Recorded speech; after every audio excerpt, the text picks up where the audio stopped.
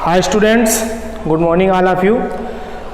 हमारा चैप्टर चल रहा है रसायन की कुछ मूलभूत अवधारणाएं और इसमें हमने आपको तत्व की प्रतिशत मात्रा ज्ञात करना सिखाया था कि कैसे तत्व की प्रतिशत मात्रा को ज्ञात करते हैं, और उससे संबंधित हमने 2 प्रश्न भी आप लोगों को दिए थे होमवर्क में, ठीक है। लेकिन आप लोगों ने उन प्रश्नों का कोई भी आंसर नहीं हमारे पास भेजा है।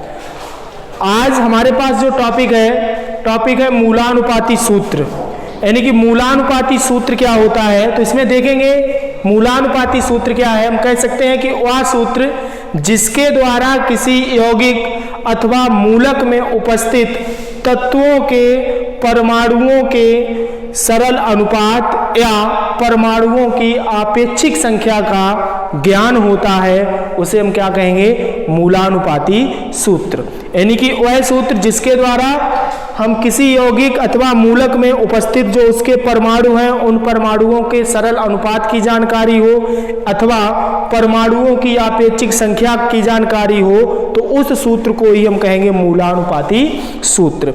अब बात करते हैं कि मूलानुपाती सूत्र को हम ज्ञात कैसे करेंगे। तो मूलानुपाती सूत्र को ज्ञात करने के 3 चरण हैं। अब मूलानुपाती सूत्र को हम 3 चरणों में ज्ञात कर सकते हैं, यानी कि मूलानुपाती सूत्र ज्ञात करने के जो तरीके हैं उसके 3 चरण होते हैं। जैसे अगर पहले चरण की बात करते हैं तो पहले चरण में हमें क्या करना है कि अगर हमें तत्व की प्रतिशत मात्रा दी गई है तो ठीक है। अगर प्रतिशत मात्रा नहीं दी गई है तो हम तत्व की प्रतिशत मात्रा को ज्ञात करेंगे। अगर प्रतिशत मात्रा दी गई है तो ज्ञात प्रतिशत मात्रा में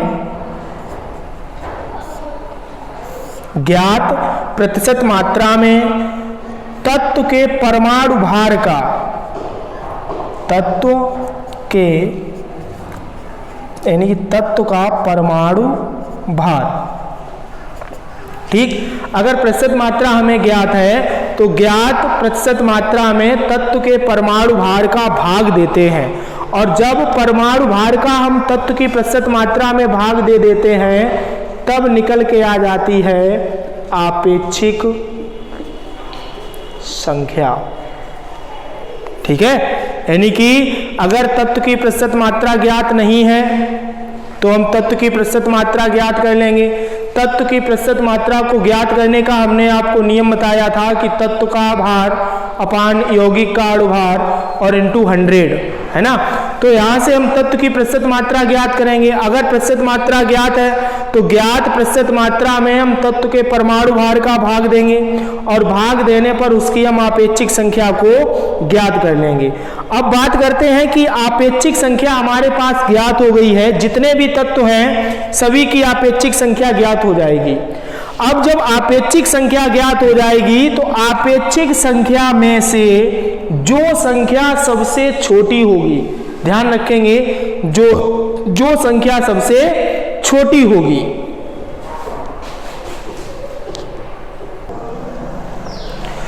जो संख्या सबसे छोटी होगी उस संख्या का सभी संख्याओं में भाग देंगे। जब हम सबसे छोटी आपेक्षिक संख्या का सभी संख्याओं में भाग देते हैं तब हमारे पास निकल कर आ जाएगा सरल अनुपात, ठीक है। अब जो सरल अनुपात हमारे पास आया है, यदि सरल अनुपात एक पूर्णांक संख्या नहीं है, मान लेते हैं जैसे 1.5 आ रहा है, ठीक है। तो अगर सरल अनुपात एक पूर्णांक संख्या नहीं है तो उस संख्या में हम उचित गुणज का गुणा करते हैं। यानी कि जो सरल अनुपात अगर पूर्ण संख्या नहीं है तो हम उसमें ऐसी संख्या का गुणा करेंगे जिससे जो सरल अनुपात है वो पूर्ण संख्या में परिवर्तित हो जाए, और जब वो पूर्ण संख्या में परिवर्तित हो जाता है तब उसी को हम कहते हैं सरल अनुपात, और सरल अनुपात से ही बन जाता है हमारा मूलानुपाती सूत्र। तो हमने आपको बताया है कि मूलानुपाती सूत्र जिसके द्वारा किसी यौगिक अथवा मूलक में उपस्थित तत्वों के परमाणुओं के सरल अनुपात अथवा परमाणुओं की आपेक्षिक संख्या का ज्ञान होता है। और मूलानुपाती सूत्र ज्ञात करने के लिए हमारे पास 3 चरण होते हैं। अगर हमें तत्व की प्रतिशत मात्रा ज्ञात है तब तो ठीक है, अगर ज्ञात नहीं है तो हम तत्व की सबसे पहले प्रतिशत मात्रा ज्ञात करेंगे और फिर जो प्रतिशत मात्रा ज्ञात है उसमें हम उसी तत्व के परमाणु भार का भाग दे देते हैं। जब हम तत्व की प्रतिशत मात्रा में तत्व के परमाणु भार का भाग देते हैं तो हमारे पास परमाणुओं की आपेक्षिक संख्या आ जाती है। अब जितने भी तत्व हैं सभी की परमाणु की आपेक्षिक संख्या आएगी। अब परमाणु की आपेक्षिक संख्या में से जो संख्या सबसे छोटी होगी, जितने भी तत्व हैं सभी के हम परमाणुओं की आपेक्षिक संख्या देखेंगे, जौन सी संख्या सबसे छोटी होगी उसी संख्या का सभी संख्याओं में भाग देंगे। जब उसी संख्या का सभी संख्याओं में हम भाग देंगे तब हमारे पास आ जाएगा सरल अनुपात। और अगर सरल अनुपात हमारे पास पूर्ण संख्या नहीं है तो हम उसमें उचित संख्या का गुणा करते हैं जिससे वह पूर्ण संख्या में परिवर्तित हो जाए। ठीक है, तो इस तरह से हम मूलानुपाती सूत्र ज्ञात कर सकते हैं। अब इसके लिए आप एक टेबल नोट कर लीजिएगा, यानी कि एक सारणी बना लेंगे और इसी सारणी से हम मूलानुपाती सूत्र को ज्ञात करेंगे। देखो इधर,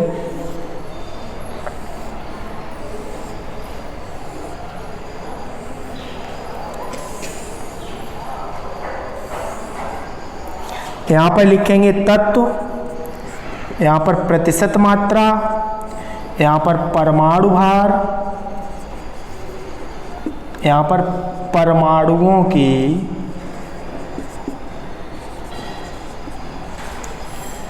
आपेक्षिक संख्या और यहां पर हम लिख देंगे सरल अनुपात। ठीक, अब जैसे तत्व हमें मालूम होगा, प्रतिशत मात्रा मालूम नहीं है, हम ज्ञात कर लेंगे। प्रतिशत मात्रा कैसे ज्ञात करते हैं? प्रतिशत मात्रा बराबर, फार्मूला हमने आपको बताया था, तत्व का भार अपान यौगिक का अणुभार इंटू 100। ठीक, परमाणु भार हमें तत्व से ही प्राप्त हो जाएगा। परमाणुओं की आपेक्षिक संख्या क्या हो जाएगी? प्रतिशत मात्रा और अपान परमाणु भार। ठीक, फिर सरल अनुपात कैसे आएगा कि सबसे छोटी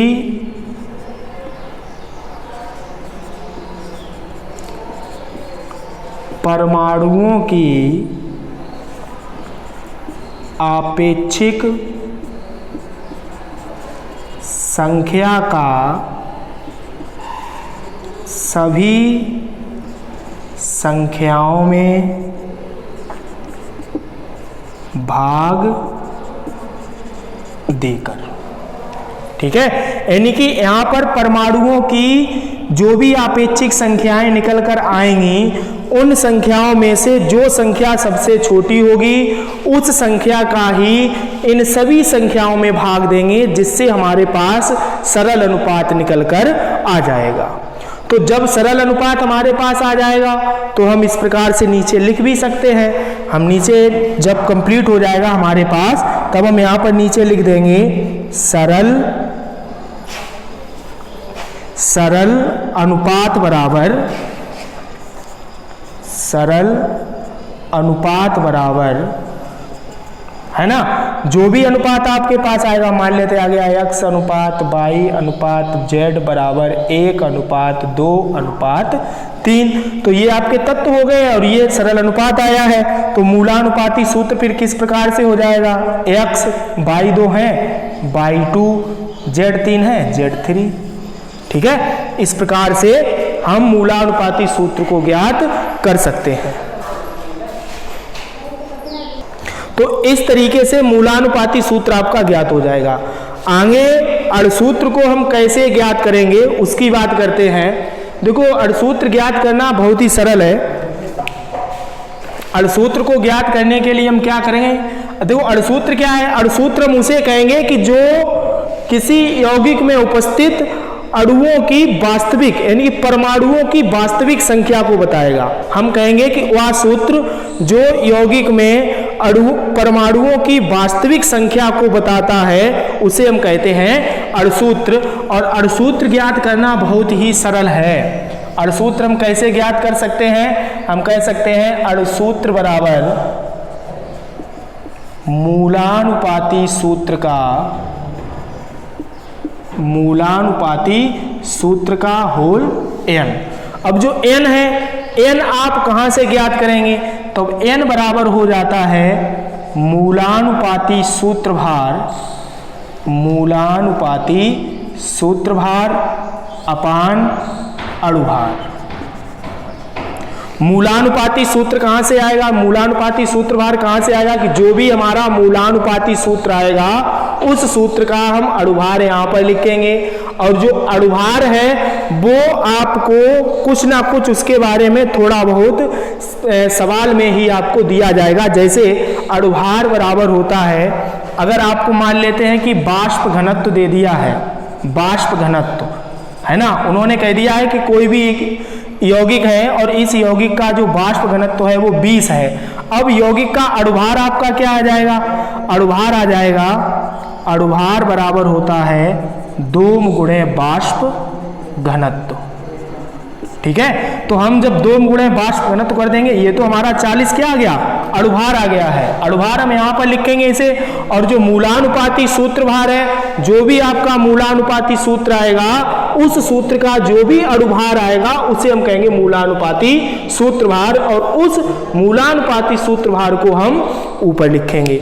जब यहाँ पर भाग देंगे तो n का मान आपके पास आ जाएगा, जो भी n का मान आएगा वो मूलानुपाती सूत्र में उसका हम गुणा कर देंगे, हमारे पास आ जाएगा अणुसूत्र। और अणुसूत्र है क्या कि वह सूत्र जो यौगिक में परमाणुओं की वास्तविक संख्या को बताता है उसे हम कहते हैं अणुसूत्र।